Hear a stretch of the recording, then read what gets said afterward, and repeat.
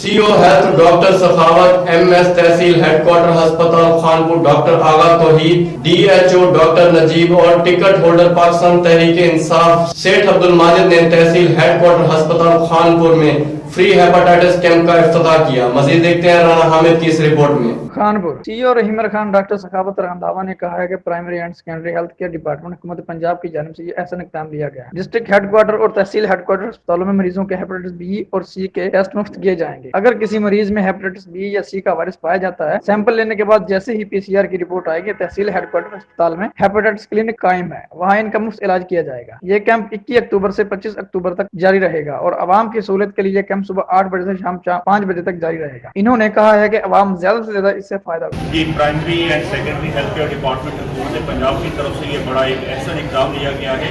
पंजाब भर के तमाम डिस्ट्रिक्ट हेडक्वार्टर हॉस्पिटल और तहसील हेडक्वार्टर हॉस्पिटल्स में हेपेटाइटिस बी और सी की स्क्रीनिंग के लिए ये कैंप्स लगाए जा रहे हैं, जो कि 21 अक्टूबर से लेकर 25 अक्टूबर तक ये कैंप जारी रहेगा।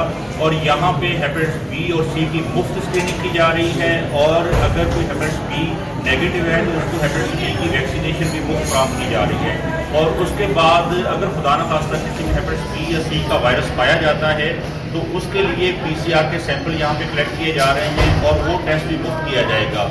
और जैसे ही पीसीआर की रिपोर्ट आएगी तो हेपेटाइटिस बी और सी का इलाज जो कि यहाँ पे हमारे पास तहसील हेडक्वार्टर हॉस्पिटल खानपुर में पहले ही हेपेटाइटिस क्लिनिक कायम है, वहाँ से उनको ये इलाज भी मुफ्त फराहम किया जाएगा।